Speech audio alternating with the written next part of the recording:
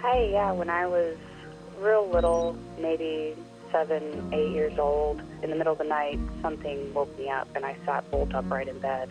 So I get up and walk over to their sliding glass door, not knowing what drew me there, and about a foot or two outside of the glass was this blue orb.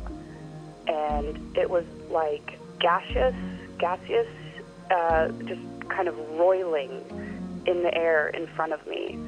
And it was very bright blue, and I just remember thinking, what in the world could this be? I don't remember anything after that. I don't know how I got into my bed after that. All I remember is waking up in the morning in my own bed and just thinking, gosh, that's... Folks, welcome back to another episode of Debriefed. My name is Chris Ramsey, and today we're going to be taking a look at the infamous Immaculate Constellation documents that were provided to Congress during last week's hearing. Now, some of you know I was actually in Washington, D.C. and attended these hearings in person, got courtside seats somehow, looking like a season ticket holder in Rayburn office. Special thanks to Jesse Michaels for hooking that up. I spent a lot of time with him and Amar from Yes Theory. And I'm sure you guys are familiar with American Alchemy, but that channel is probably the premier voice in UAP information today. And not just UAP, but consciousness. And like he has some really interesting conversations with a lot of people. He's an incredibly intelligent person with a big heart. I could say the same for Amar. Both of these people are genuinely amazing human beings, and I was so glad to be able to spend some time with them. And if you would like to see what we got up to, I am currently editing a vlog from my time in Washington during the hearing.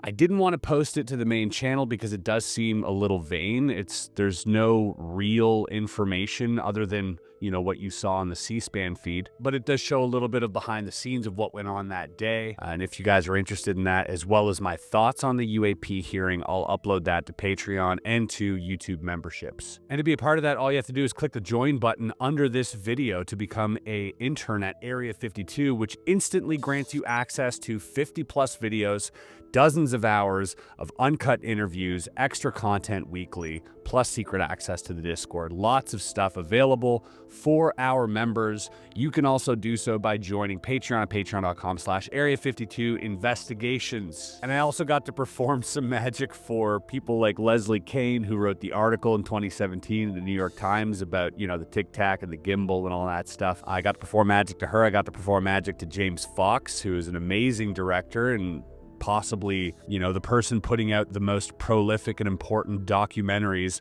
on UAP and NHI today. All extra stuff available on the Area 52 Patreon, and it goes a long way into keeping this channel alive. So like, subscribe, hit that notification bell, folks, and let's get into it. Immaculate Constellation. So great how Congresswoman Mace was like, apparently if I say this, it puts me on a list somewhere, and she goes, come at me, bro. Representative Luna just told me if I say Immaculate Constellation, I'll be on some list. Maybe a FISA warrant, so come at me, bro, I guess. But one thing I will say about the hearing, okay, obviously a lot of nothing, kind of from, you know, the witnesses, but I think we could pull a lot more from the actual questions that were asked during this hearing, namely, you know, Representative Boebert and Luna had some really interesting questions. The word hybrid was thrown out in Congress, which I thought was wild. Okay, so there are rumors that have come up to the Hill of a secretive project within the Department of Defense involving the manipulation of human genetics with what is described as non-human genetic material, potentially for the enhancement of human capabilities, hybrids. Are any of you familiar with that? Yes or no? Here's the only thing I'm going to say before we get into these documents here is that they didn't actually have time to read through the documents. The documents were provided to the Congress people minutes before the hearing started, which I thought was a bit strange.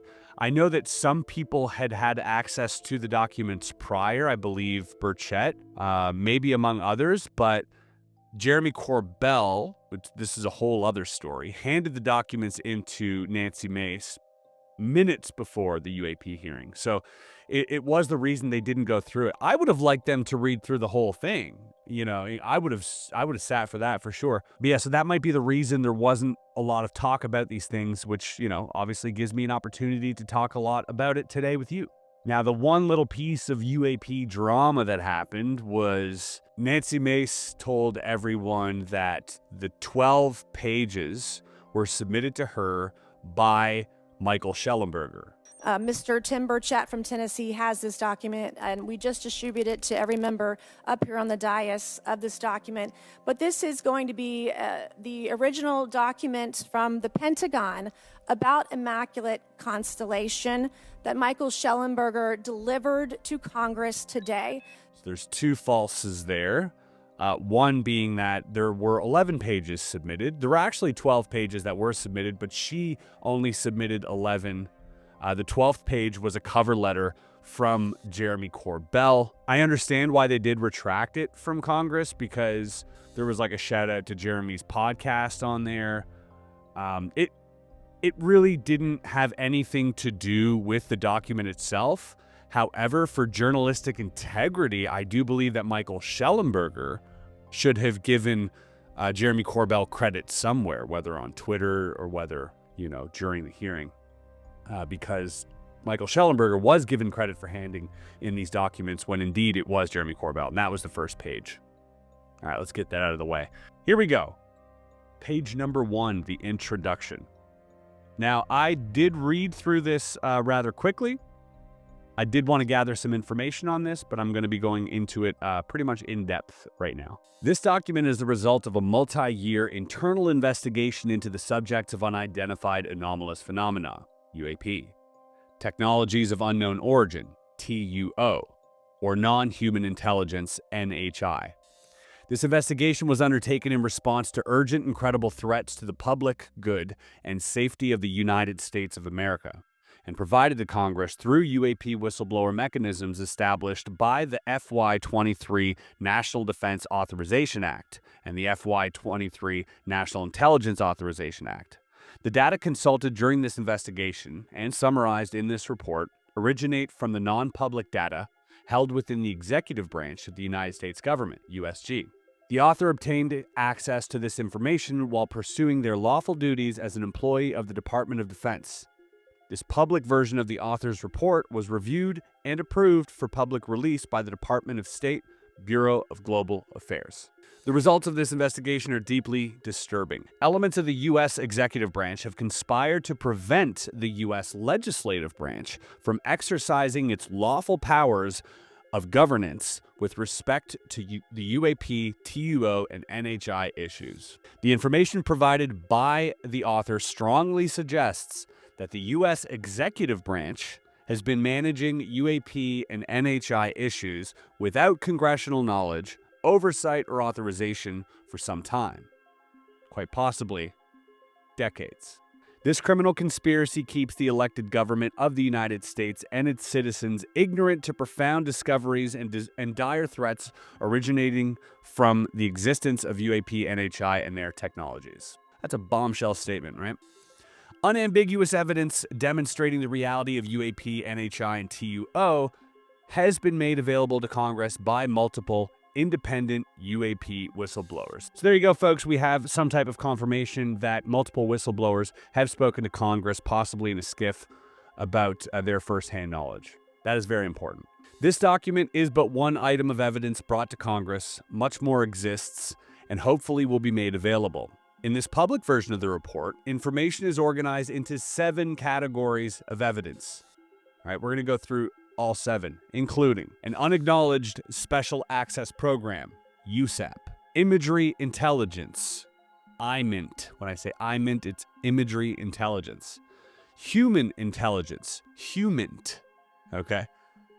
Signals intelligence, SIGINT, USG bureaucratic records, USG historical records, and other sensitive sources. So United States government, historical, and sensitive sources.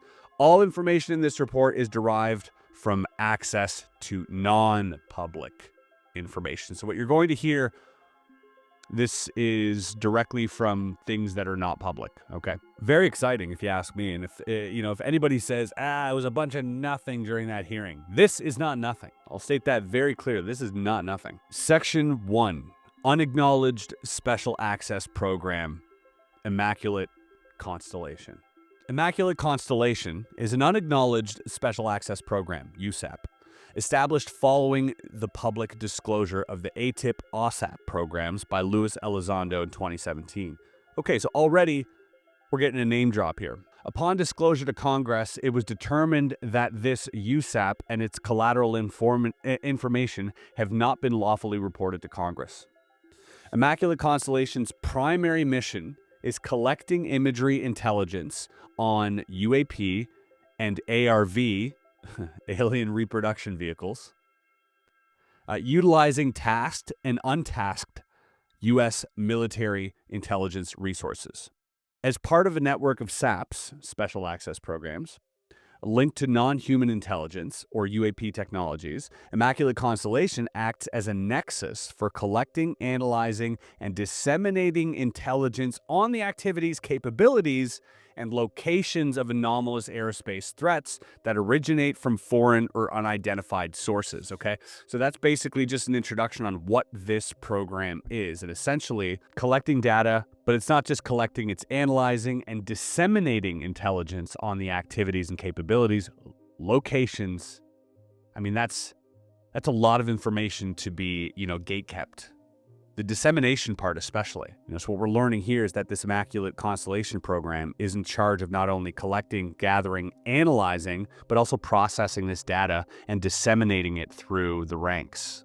So, when you think about it, they're probably the ones who ended up giving this to OSAP or ATIP back then, before it was released, that tic-tac footage and all that stuff. The intelligence within the Immaculate Constellation program primarily consists of high-quality imagery, IMINT, collateral measurement and signatures intelligence, we'll call it MASINT, of UAPs, ARVs within Earth's atmosphere. The collection platforms involved are a blend of tasked and untasked capabilities in low Earth orbit, LEO or LEO. The upper atmosphere, military and civilian aviation altitudes, and maritime environments. Immaculate Constellation pays particular attention to anomalous aerospace platforms that have been developed through the study or acquisition of technologies of unknown origin by foreign nations or unknown entities.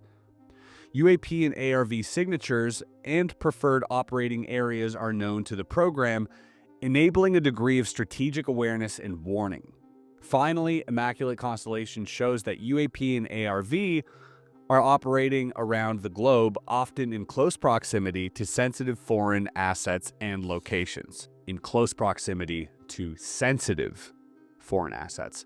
And that's really the main distinction here, is that these things aren't buzzing around any old military complex. They're buzzing around very sensitive and often probably secretive locations. The categorization of Immaculate Constellation as a parent USAP with various child SAPs under its umbrella indicates a higher level of compartmentalization and secrecy. In effect, Immaculate Constellation serves as a central or parent USAP that consolidates observations of UAP and ARV activities detected by tasked and untasked collection platforms.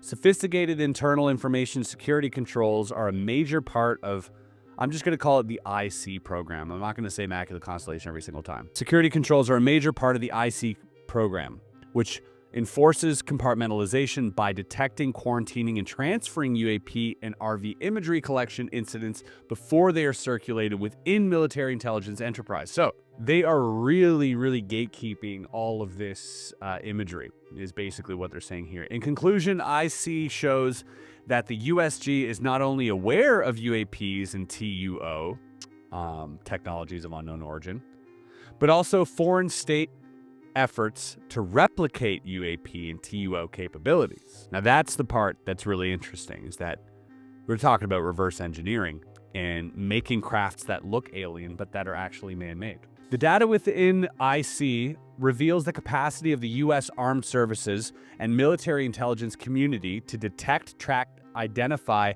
and engage anomalous transmedium platforms. IC also demonstrates the extant ability to detect, quarantine, and transfer UAP and RV collection incidents before they observed and circulated to the military intelligence enterprise, partially explaining why many otherwise cleared members of the military and IC are unaware of UAP activities. So when they say IC, this is confusing now because they're saying IC. I'm saying Immaculate Constellation for IC. They're using it as intelligence community. So distinction there. The USG maintains imagery intelligence, IMINT, databases accessible to personnel with appropriate security clearances and mission need. These databases are scattered across various organizations and services, leading to a fragmented ownership structure. This dispersion complicates the timely and comprehensive gathering of IMINT related to UAP. Control over access to these data sets primarily reside within the military intelligence enterprise, the combatant commands, and the armed services and individual program managers. The IMINT collected from data sets available to the DoD and reviewed for this report provide compelling evidence for UAP which defy prosaic explanations. There is a large number of unique imagery sensors available to the U.S. military and intelligence community, including infrared, forward-looking infrared, FLIR, full-motion video, FMV, thermal, and still photography. The multitude of wavelengths collected by these sensors have captured UAP characteristics that are difficult or impossible to observe within the human eye alone. Subtle atmospheric effects associated with UAP are visible through the sensors employed by the U.S. military and intelligence agencies, enabling unique analytic techniques. The verifiable chain of custody for UAP IMINT collected by the U.S. military assets ensures a high level of confidence in the accuracy and integrity of data gathered. The following examples are presented. Folks, we're going to get into some UAPs now. This is the part that I've been waiting for. I couldn't wait to dive in. When they're speaking of this, there's a few examples that pop into mind. The jellyfish, namely, that was presented by George Knapp and Jeremy Corbell. That footage, I believe that was in Iraq or Afghanistan or something, caught by a military drone, was only apparently visible on the infrared spectrum and would go between visible and invisible. Another example of this, there was recently, and this is a very interesting video for many, many reasons. There was recently a video that has allegedly been leaked that was shot in Afghanistan, I believe 2013, of multiple orbs hanging in the air. And the infrared shows these orbs to be dripping some type of substance. Upon further inspection, the naked eye can't pick up these things dripping anything, but infrared shows them dripping something. We've heard of these dripping orbs before. Lou Elizondo talked about it on Jesse Michaels' video. Chris Bledsoe talks about it in his book, UFO of God. We have 2004 taken from a police helicopter of a similar UAP dripping something. These UAP that I referred to in Afghanistan were also shot at by the military, and here's a video of that. They don't move at all, like not even a bit. They don't budge, and they just keep on going about their business, dripping away. So when I hear that there's certain wavelengths or sensors that can only detect certain wavelengths that are picking up different imagery than the naked eye can, I think that's very interesting. And Lou Elizondo even said infrared is a very interesting technology that we should be looking into. So the first example we have these like paragraphs describing what these sightings were, or these incursions or whatever they were. But then we also have a sort of table that breaks down the characteristics of each of these sightings. So we'll go through these simultaneously. First one is from CENTCOM, a cuboid formation of metallic orbs, okay? On U.S. government networks, there exists daytime full-motion video and daytime FLIR footage of a formation of 12 metallic orbs skimming the ocean surface at high speed before dispersing in multiple directions. We're talking about the ocean again. I didn't want to bring up, the 4chan whistleblower here, but anytime I'm hearing ocean, my ears perk up. What did he say those metallic orbs were? He said they were hammers. He said there weren't any metallic orbs, by the way. Interesting. So, skimming the ocean surface at high speed before dispersing in multiple directions. The rapid and agile maneuvering of the metallic orbs were incompatible with known aerospace vehicles and were between 3 to 6 meters in diameter. So that's about 10 to 20 feet. All right. So these things were pretty big, 10 to 20 feet. Imagine seeing 12 of these just like being shot off. Like I want to see that video. And when they say metallic orbs, so my guess is that they weren't emanating any type of light. They were just like metal, kind of like the Mosul orb, I guess. In the opening segment of this footage, the 12 metallic orbs flew in a tight cuboid formation. So they flew as a cube. The metallic orbs were in 3 vertical square formations of 4 orbs each. Yeah. Arranged in a 3-pronged configuration, creating the illusion of a cube shape at a distance. All the orbs were white hot, against the black, cold ocean in the FLIR footage. So they were emanating heat. Interesting. And each sphere created a faint atmospheric distortion both around itself and as a heat shimmer contrail. So this kind of goes against what the 4chan whistleblower was saying, because there is a heat trail, but also an atmospheric distortion, maybe due to the manipulation of gravity here, before rapidly breaking formation as pairs. The sensor platform lost track of most of the metallic orbs as they ascended in altitude and accelerated in speed, but maintained observation on a pair of metallic orbs, continuing the original trajectory of the larger formation. Wow. Come on, dude. I want to see that video. So table 1 talks about the sphere and orb here. Now, I don't know actually if these tables coincide directly with these. Let me see. Triangle UAP. Number 2, disc saucer. No, okay. My apologies. So the tables we'll get into after, but the tables essentially describe all of the general sightings around certain types of UAP. So we'll get into that after. I apologize. Very interesting. Cuboid formation of these, intelligently controlled spheres. Next one, also from CENTCOM, a fast mover observed transitioning over sensitive facilities. On USG networks, there exists FLIR footage of a small, medium, oval UAP flying at high speed and low to the surface. The footage begins as routine surveillance of a sensitive coastal facility, again, the ocean. When the oval UAP rapidly comes into frame as it flies above coastal facilities, the oval UAP then makes a rapid turn toward the ocean, where it is tracked by the collection platform. The oval UAP is tracked flying low over open ocean at high speed before the track is lost. Arrow probably say that's a duck, okay? But they're saying it isn't here, okay? Intelligence vessels positioned to collect on reproduction vehicle. Somehow they know that this is an ARV. This is not an alien vehicle, it's a reproduction vehicle. On United States government networks, there exists infrared footage of and imagery of a grouping of vessels engaged in SIGINT and MUSINT collection at night in a specific area of the Pacific Ocean. In this footage, which was in close proximity to the vessels, a large equilateral triangle UAP suddenly appears directly over the ships.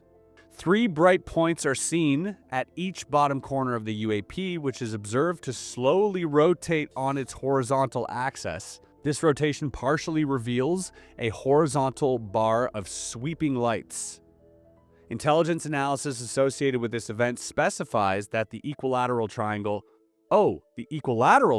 is a reproduction vehicle, and concludes that the vessel must have been aware of the RV's frequent use of those coordinates due to foreign prepositioning of advanced collection assets at the exact same time and place. After a brief period of hovering and slowly rotating approximately 500 to 1,000 meters above the ocean, the RV suddenly disappears and the footage ends. How they know it's an RV is really interesting. Equilateral triangle UAP tails unwitting vessel. Okay. So on USG networks, again, there exists infrared footage of an equilateral triangle UAP approximately fighter jet sized, hovering less than 200 meters above a vessel in the night at a location in the Pacific. Again, intelligence analysis associated with this event specifies that the equilateral triangle is an ARV. Are we talking about the TR-3B here? So it says ARV of unknown origin. The vessel gives no signs that it is aware of the ARV maintaining altitude and bearing directly overhead. 2 lights on the underside of the ARV are visible, while a third is blocked from view due to a slightly upward angle of orientation. Large disk using clouds as concealment. Okay, interesting. On USG networks, there exists OPIR footage of a large saucer-shaped UAP emerging from within a dense cloud formation. The saucer registered black hot against the white cold, with atmospheric disturbances caused by the saucer-shaped UAP visible. The saucer was between 200 and 400 meters in circumference and displayed symmetrical concavities on the upper surface. So it was concave on the upper surface. Wait, 200 and 400 meters. Folks, this is between 600 and 1,200 feet? That is massive.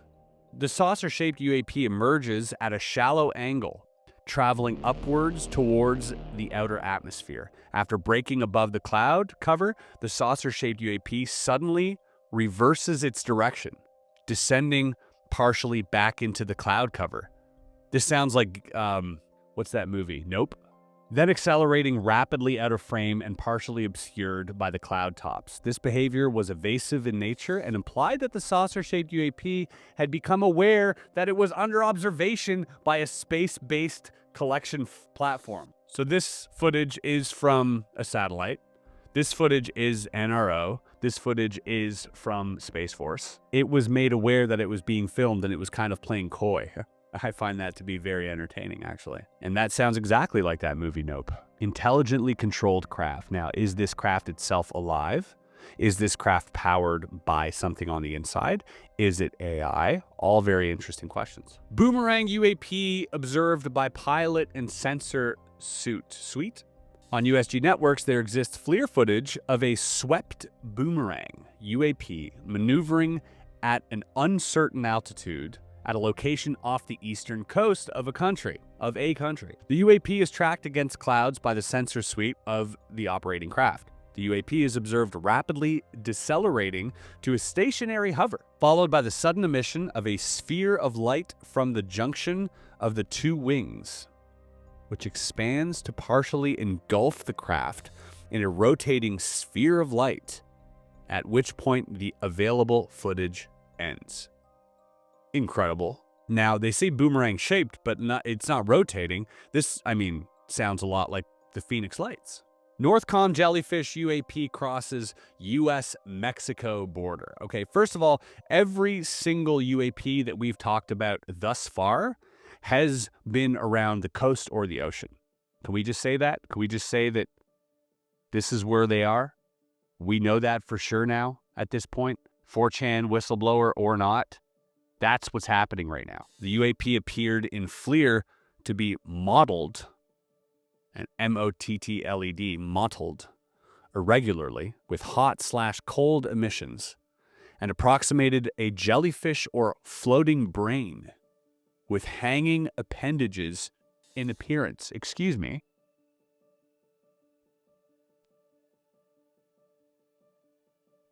Now, unless the government's actively trying to scare the shit out of me, that sounds terrifying. Did not have floating brain with hanging appendages on my 2024 bingo card. The UAP flew against the wind with no visible means of propulsion, maintained an unnatural rigidity in its movements and flight path. It maintained a comparatively low altitude to geographic features.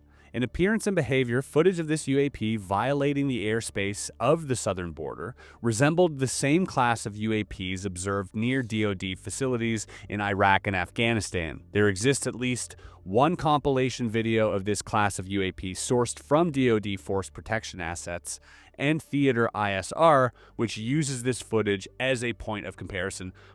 I assume they're referring to that very footage released by George Knapp and Jeremy Corbell, where they even described the appendages to be rigid and metallic-like. Even though they were kind of hanging, they weren't actually dangling like an actual jellyfish. Supersonic range Fowler intercepts USN fighter. On USG networks, there exists FLIR footage of a radar data of a supersonic UAP of uncertain characteristics conducting a head-on intercept of a U.S. Navy, I'm guessing, U.S. Navy fighter operating off the eastern seaboard. Once again, the water. The UAP is observed emerging from a cloud bank at a high speed and approaching the USN aircraft head-on, rapidly passing over the left side of the cockpit.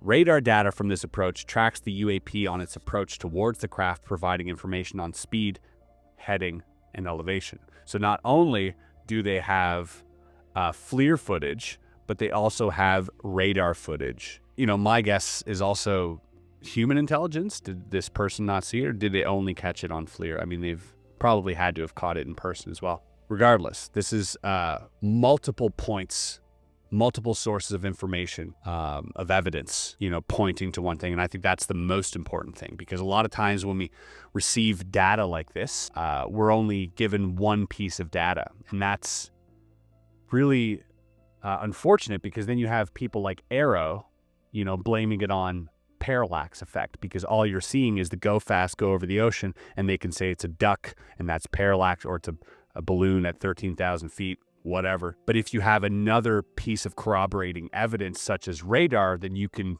absolutely rule out, you know, any natural sort of causes to this phenomenon. Tic Tac detected by space asset in proximity of vessel. Okay, so we space asset, we're talking probably satellite. On USG networks, there exists OPIR imagery and MASINT of a Tic Tac UAP transitioning through an area of the Atlantic Ocean. Please tell me this is Bahamas or Bermuda. The Tic Tac maneuvers at an altitude at or near local cloud cover, and correlated electromagnetic signatures were collected by MASINT. In the available footage of the Tic Tac UAP transits rapidly through the field of regard as it transits the ocean. No observed reaction seen from the vessel, but its proximity in time and space to the trajectory of this UAP suggests foreknowledge of the UAP event by intelligence. Wow. And I mean, that's something that Commander Fravor even talked about, that these things had some type of way of knowing where he was going to be. Here we go. Section 3, Section 2, that was just kind of like the radar stuff. And now we're going to go into human intelligence reporting. And this is coming directly from, you know, sources reporting, those brave enough to report some of these sightings. The USG maintains a database of intelligence collected by military personnel across a plethora of topics, including UAP. These individual reports are considered raw because they have not undergone evaluation, corroboration, or contextualization into a finished analytical product by military intelligence community analysts. A significant volume of reports documenting first-hand encounters with UAP, or unidentified flying objects, UFOs. Thank you so much, by the way, for saying UFOs. Can we make UFOs? Can we make UAPs UFOs again? I need a t-shirt. Many of these UAP reports are filed by military aviators and pilots, as well as service members trained in foreign military intelligence collection activities, and often include photographic evidence and sensor data. When aggregated, these reports reveal significant information on UAP. It's important to note that military personnel, especially pilots, are trained to identify what airplanes look like visually at a distance. They are trained on that. So when a pilot says that's not an airplane, you better believe it's not an airplane. If I say that's not an airplane, you can't believe what I say. I don't know the difference. I don't stare at these things. I don't study these things. Sure, I can say, hey, that doesn't look like it has wings, but maybe some type of atmospheric, interference makes it look that way. That's a possibility that I'm willing to, come to grips with. But when a pilot says that doesn't have wings, I'm going to go with that doesn't have wings, okay? That's why it's important that these aren't from, your regular person. Now, I'm not discounting regular sightings, but these people are trained, So this section directly informed by reviewing over 400 defense human intelligence reports on encounters with UAPs, UFOs by United States government personnel spanning from 91 to 2022. Okay, so it must be noted that this data set is not exhaustive. Other human intelligence data sources exist which are omitted from this analysis.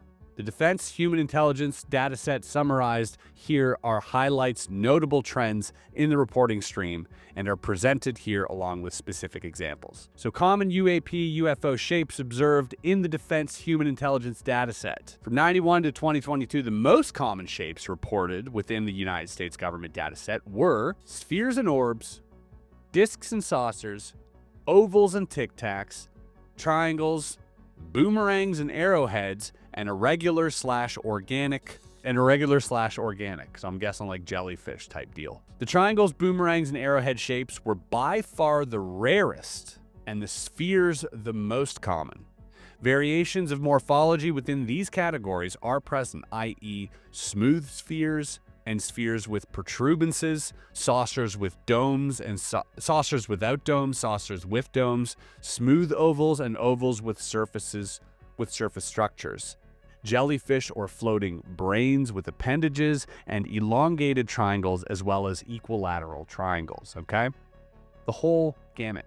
Spheres were the most reported shape with variations ranging from smooth, featureless orbs to spheres with visible openings or appendages. These objects' prevalence suggests a possible standard in UAP design or function, capable of high maneuverability and speed. The diversity within the sphere category, spanning from simple, polished appearances to more complex structures with appendages, suggests a broad range of purposes or technologies unique to the platform's missions and/or the originator. Right, so if we look back at the Whistleblower, I don't want to keep bringing this up, but it just keeps coming up. Built to spec comes to mind, when I listen in on this. Different missions require different specifications of craft. They also mention originator. We don't know if these are all, originating from the same intelligence. Who's to say there aren't 25 NHI that are, that are all launching their own craft? We don't know. So that goes for sphere and orb. Disc or saucer.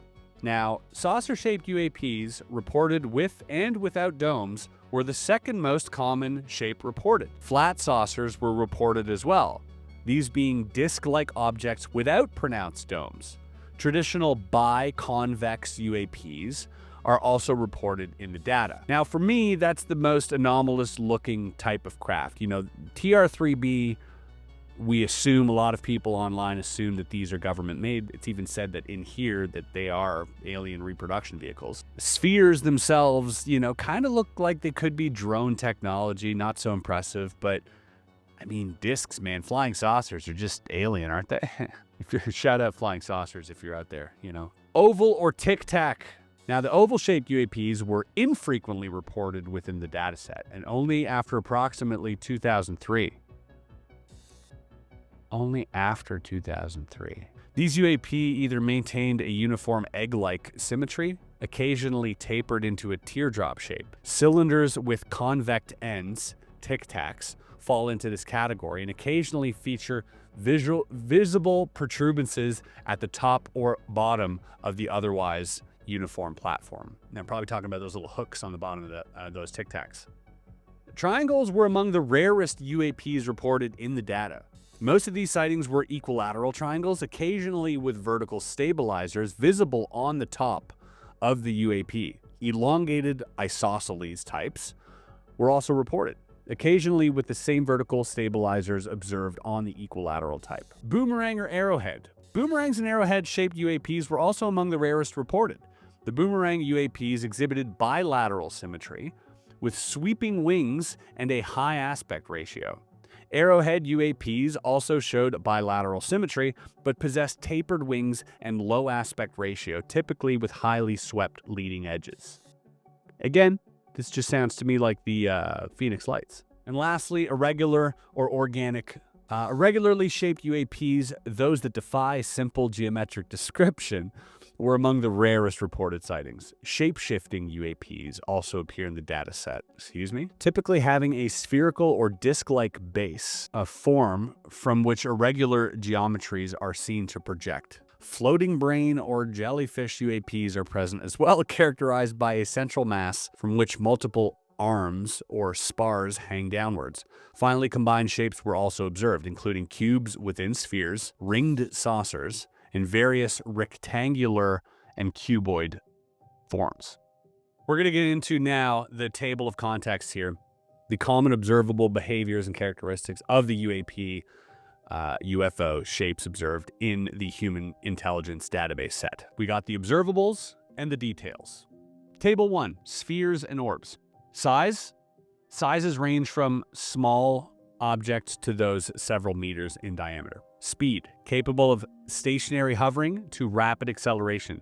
Speeds surpassing conventional aircraft have been noted.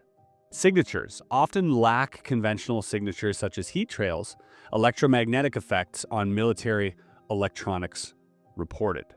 Check out that whistleblower report. I'm telling you, he said himself, it shits on anything electronic in the vicinity. Colors varied with gray metallic, grayish blue, white/white yellow, and red orange being prevalent. Surface details ranges from completely smooth and reflective to having visible protuberances, appendages, concavities, and openings. Behaviors: high maneuverability, including abrupt direction changes and the ability to hover, often observed to fly in complex geometrical formations and to operate in tandem.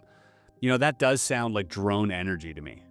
It's giving drone energy. Atmospheric phenomena. Occasional disturbances in cloud formations and heat wave contrails have been reported. Okay. And biological effects. Close observers reported feelings of unease and of electronic device malfunctions. Well, the feelings of unease, I think, goes without saying. But the electronic device malfunctions, seems to be consistent with a lot of UFO reportings, throughout decades. Discs and saucers. Size generally range from a few meters to over 20 meters in diameter, except for that one that they said was like 600 meters or whatever. Speed exhibits capabilities for both hovering and high-speed flight, often making sudden sprints. Signatures. Radar detection varies, visual sightings more common. Some reports include a humming sound. Colors. Metallic silver or gray is common, though some have been reported as emitting light or changing color. Now, there are a few accounts of discs emitting light, while my guess is, whatever is propelling it, whatever gravitational distortion is used in their propulsion, it creates some type of emitting light or glow. And I think that's what we're seeing a lot of the times with these UAP, with these disc ones especially. Surface details. Variations include smooth, featureless surface to those with visible domes or segmented panels. Okay. Behaviors. Sudden vertical ascents, hovering, and silent operation. Some reports indicate the ability to become invisible or blend into the sky. Now, when talking about the 4chan whistleblower, he says he's never encountered any discs, and discs, according to him, do not exist. I don't think discs are anywhere near the ocean, and the reports that we're seeing about discs are usually not in the ocean. And the photos that we're seeing about, with discs are usually not in the ocean as well. So maybe space travelers, maybe these discs are meant to go interstellar. And again, I don't want to put too much emphasis on that 4chan guy, but it just keeps coming up, dude. All right. I'm just going to keep mentioning as long as I keep seeing it. Doesn't mean I believe him. Just think it's interesting. All right. Get that straight. Unique emissions, instances of electromagnetic interference in nearby devices and vehicles. Yeah. Close encounters of the third kind, right? Atmospheric phenomena, visual disturbances such as shimmering air or sudden fog formation. It creates its own fog? Cool. Table 3, oval/tic-tac. Size, typically between 6 and 40 meters, maintaining proportional width and height. Speed, high-speed travel and instant acceleration have frequently been reported, with no sonic boom. Signatures, visual identification often notes a lack of contrail. Colors, white or silver. Surface details, uniformly smooth surface with occasional reports of protuberances that could be sensors, propulsion elements, weapons, or unknown technology. Behaviors, observed ability to hover and then accelerate suddenly. Some encounters describe them maintaining stable positions despite high winds. Table 4, triangular.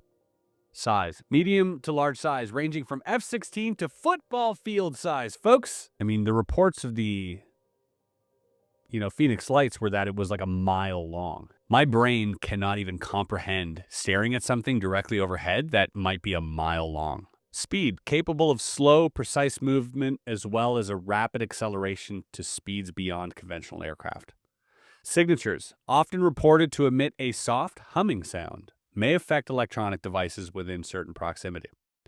Colors, black or dark gray, sometimes with white lights at the corners and a central red light, reports of twinkling stars across the surface. First time I hear that. Surface details. Some have been described with visible surface textures, like panels or ridges, and occasionally stabilizers. Behaviors.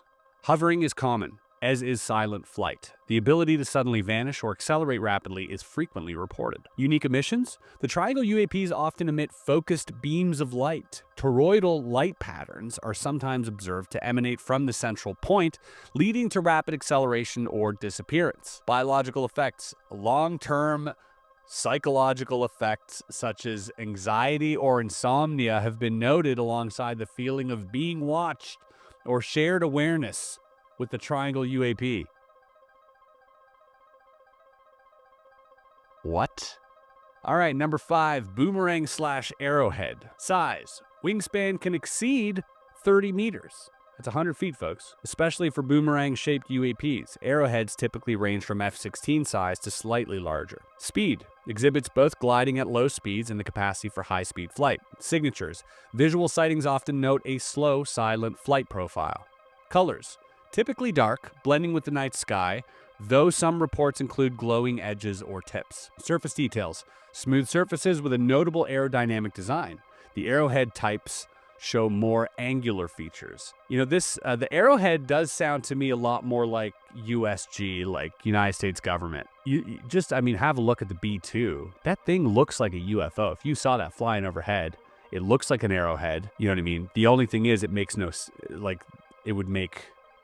B-2 makes a lot of sound. So maybe an ARV? Who knows? Behaviors. Known for silent operation and ability to execute tight turns. Unique emissions. Seen to emit a spherical ball of light from the center line, which partially envelops the UAP during maneuvers, causing electromagnetic interference with local technologies. Yeah, that's not something that I've seen the United States government demonstrate thus far. Table 6, irregular organic. Size. Highly variable. From small, compact forms to larger, more sprawling structures. Speed. Movements range from slow drifting to rapid acceleration, often unpredictable. Signatures. Some reports include unusual sounds or absence of expected aerodynamic noise. Electromagnetic effects are common. Colors. Often described with bioluminescent qualities or shifting colors, particularly for floating brain or jellyfish types. I don't like the sound of the floating brain. Okay, can I just put that out there? Can we stop saying floating brain? Surface details. Descriptions vary widely, from smooth, fluid-like surfaces to complex articulated structures. Behaviors. Demonstrates a wide range of behaviors from controlled maneuvering to erratic patterns of movement. Shape-shifting abilities have been reported. Biological effects. Observations include physical sensations of warmth or cold, unexplained smells, example ozone, okay, like an electrical smell, and psychological distress. I mean, the psychological distress goes without saying. If I see a floating brain, I'm going to be psychologically distressed, okay? That's just the way it is. Nothing induces ontological shock like a floating organ. Unique emissions. The floating brain/jellyfish, UAPs, occasionally exhibit patterned luminescence or fluctuating lights and colors, typically only visible in the higher end of the electromagnetic spectrum. So again, confirming that these things are potentially mainly visible on other light spectrums. Atmospheric phenomena, sudden temperature drops, and the appearance of clouds have been reported. Ooh, eerie. All right, folks, now we're going to get into examples of defense human intelligence reports on UAP. And potentially, we can relate these to sightings that some of you may have. I know a lot of you call in on our toll-free number, and I'm seeing a lot of patterns, especially the one at the top of the show with one that we're about to read. It just makes it very interesting when you can correlate, data from the public citizens to flight deck personnel. So this is from a CVN flight deck personnel. While on active duty in the Pacific, flight deck personnel working night duty experienced a close encounter with a spherical UAP of medium-large size. On-duty flight deck crew observed a small orange-red sphere maneuvering at high altitude above the CVN. Shortly after first observation, the UAP rapidly descended from high altitude to a position directly above the flight deck of the CVN, height approximately 100 to 200 yards, so relatively low. The UAP maintained altitude and matched the speed with the underway CVN for an uncertain period. So it came down, but it was matching the speed of the ship. Observing personnel reported altered perceptions of time during the close encounter. It affected time, and this is not just one person, this is multiple people. Was there a mass abduction?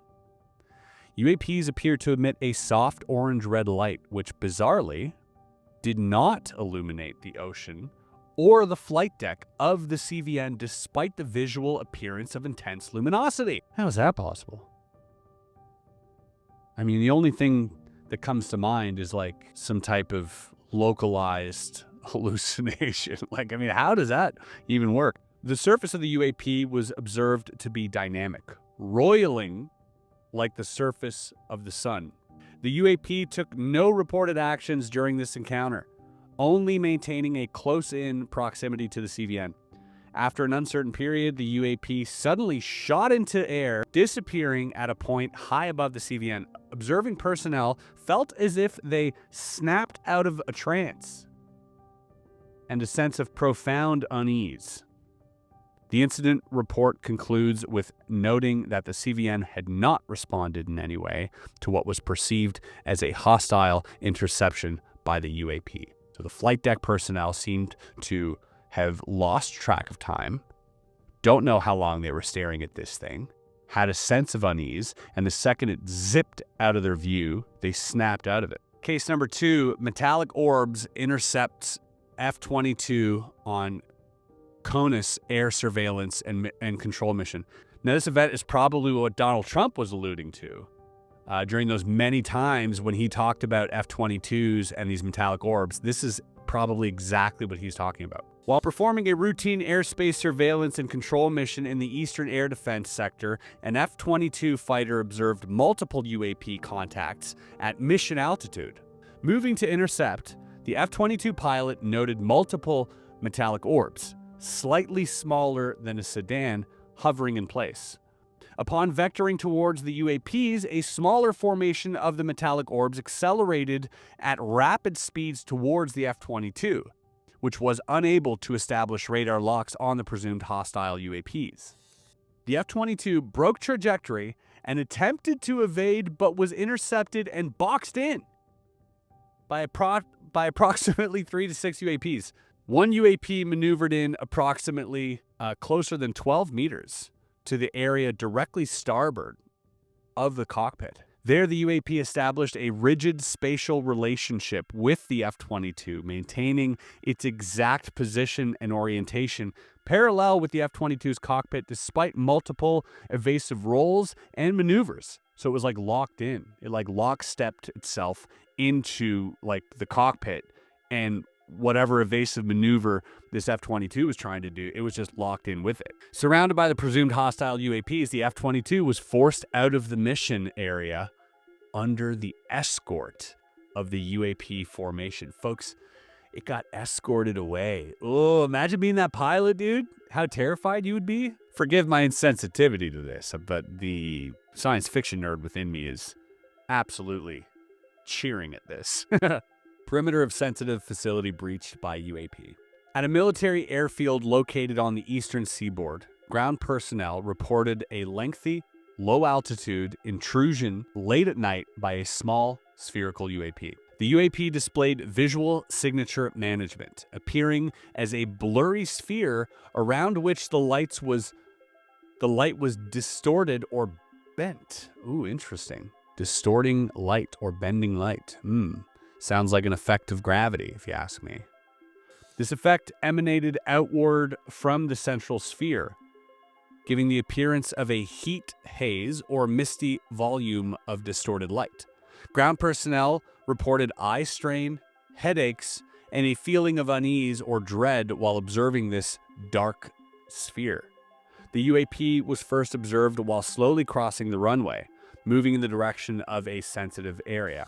Once across, the UAP hovered above a grouping of ground equipment before floating further towards a building within the sensitive area. The UAP then floated the building before, there's a typo here, before suddenly disappearing. Ground personnel were uncertain of the length of the encounter, but estimated their observation lasted between 10 and 15 minutes, folks. That's enough time to discern that it is a UAP, I believe. Now we're getting into Section 4, the DoD bureaucratic records. So discrepancies found throughout the internal records of AARO and DoD interactions with Congress cast serious doubts on the integrity of the DoD's statements to the elected leaders of the United States government.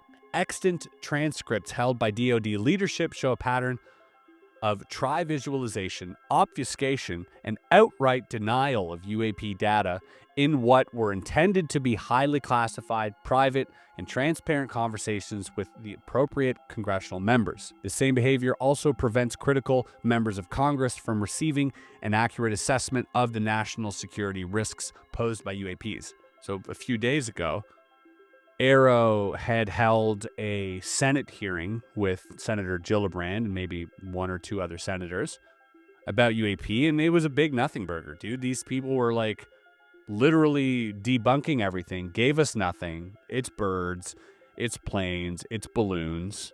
You know, and Matt Ford recently, if you guys hadn't checked out the Good Trouble Show, it's a great podcast on YouTube that covers up-to-date news and, you know, interviews the most interesting people in the UFO space. I highly recommend you guys go check it out if you want to stay up to date on everything happening regarding UAP. But Matt Ford broke a story, saying that people like Glenn Gaffney was part of an advisory board that worked for AARO, and Glenn Gaffney happened to also be one of the people protecting these legacy programs. So, you know, there's clear obfuscation, absolute censorship of information that's coming through AARO into Congress. So if I were a whistleblower out there, I would not reach out to AARO. That is just my personal advice to you. Specific examples known to the author include denying the existence of multiple compartmented access programs owned by military intelligence agency, which directly relates to the UAP mission, denying the existence of joint DoD/interdepartment special access programs directly related to the UAP mission and the study of TUO. Finally, the denial of the existence of Immaculate Constellation by DoD representatives to appropriate congressional members and their staff. Separately, additional internal records confirm the claims of Mr. Lou Elizondo regarding ATIP and OSAP's mission, activities, and findings. Additional documents support the exceptional character and credibility of Mr. Elizondo. These non-public documents include letters of commendation, service award nominations, performance/promotion reviews, archived email chains, and ATIP/OSAP program briefings, which directly corroborate the public statements of Mr. Elizondo. Finally, these records provide insight into highly classified and suppressed areas of scientific research and technology development derived from the study and exploitation of UAP and NHI technologies. They're just blowing a whole lot of smoke up Lou's ass on this one, and it makes you wonder why. So these people were either friends, knew of each other, or maybe is this Lou Elizondo himself, writing this report? Who knows? But whatever the reason is, clearly both of these people worked the same program or worked, with the same data. The existence and content of this report was verified by accessing the appropriate intelligence archives. The substance of the report concerns scientific research in the Soviet Union on the topics of parapsychology, psi, and biological effects of UAP on human beings. Additionally, the existence of this reporting stream demonstrates that U.S. intelligence was explicitly tasked to collect on foreign entities active in areas often relegated to the fringes of scientific research, including parapsychology and the biological effects of encounters with UAP. The fact that intelligence resources were dedicated to understanding and exploiting information related to UAPs and NHIs highlights a strategic commitment to understanding the full scope of UAP, NHI, and TUO. These and other classified accounts provide a rare public glimpse, reveal the contours of a secretive, decades-long competition between major terrestrial powers to collect, exploit, and field novel technologies derived from the study of UAP and NHI.